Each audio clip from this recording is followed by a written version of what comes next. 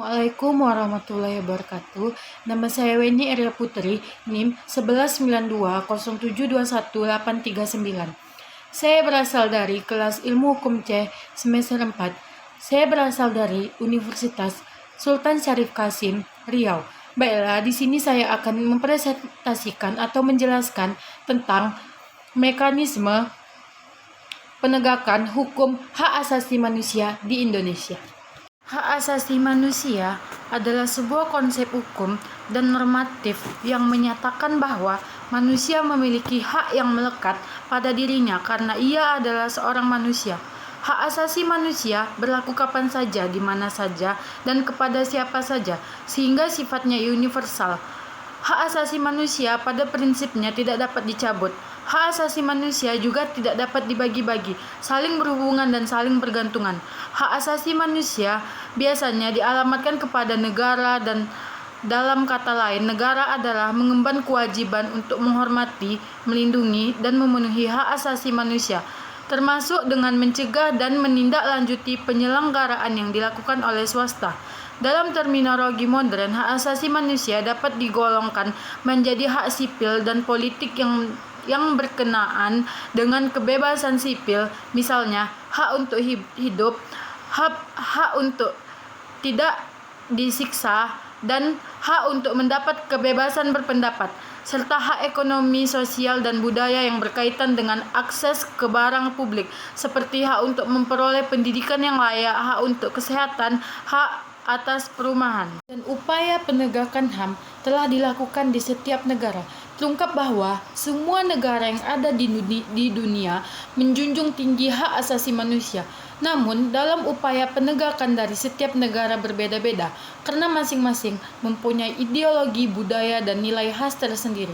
Dengan kata lain, Indonesia yang memiliki dasar negara Pancasila dan negara hukum atas dasar Undang-Undang Dasar 1945 tentu menjadikan keduanya sebagai patokan menangani penegakan HAM. Berikut ini upaya-upaya yang telah dilakukan oleh Indonesia dalam menegakkan HAM.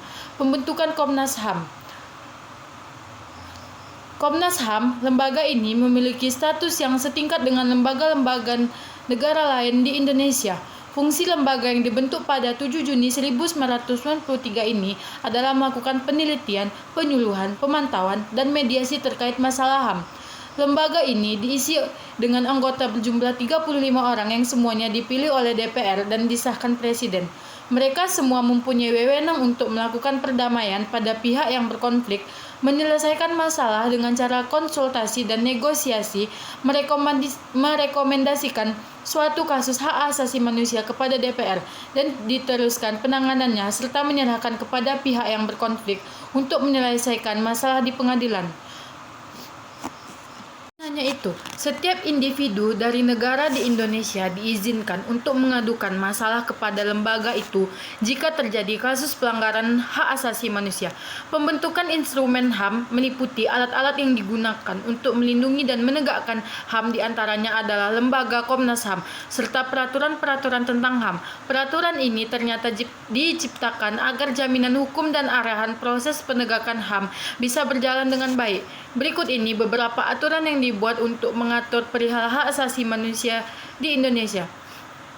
Bahan bab tentang HAM dalam Undang-Undang Dasar 1945 dikeluarkannya Ketetapan MPR tahun 1998 dan MPR perihal hak asasi manusia dalam bidang istimewa. Piagam Hak Asasi Manusia Indonesia ditetapkan pada 1998.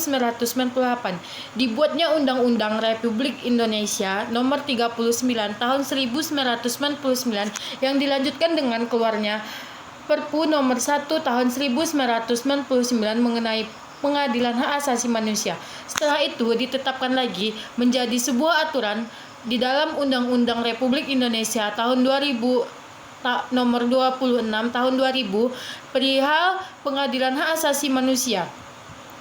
Perundang-undangan yang mengatur perlindungan anak ditetapkan dalam beberapa undang-undang Republik Indonesia. Di antaranya Nomor 3 Tahun 1997, Pengadilan Anak, Nomor 23 tahun 2002 tentang perlindungan anak dan nomor 11 tahun 2012 sistem peradilan anak. Pemberlakuan instrumen HAM internasional yang selaras dengan Undang-Undang Dasar 1945. Isu yang dibawa terkait hak politik perempuan, penghapusan diskriminasi perempuan, konvensi hak anak, dan beberapa hal lain yang terkait dengan kemanusiaan. Pembentukan pengadilan HAM seperti yang tertulis dalam Undang-Undang Republik Indonesia Nomor 26 Tahun 2000 tentang Pengadilan Hak Asasi Manusia yang terbentuk untuk mengadili para penyelenggaraan hak asasi manusia.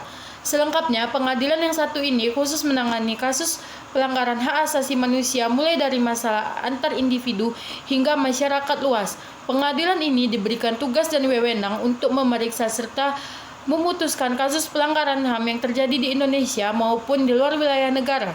Dengan adanya pengadilan HAM, penegakan kepastian hukum, keadilan, dan perasaan amat terkait hak asasi manusia pun bisa berjalan. Sekian presentasi dari saya, lebih dan kurang saya minta maaf. Wassalamualaikum warahmatullahi wabarakatuh.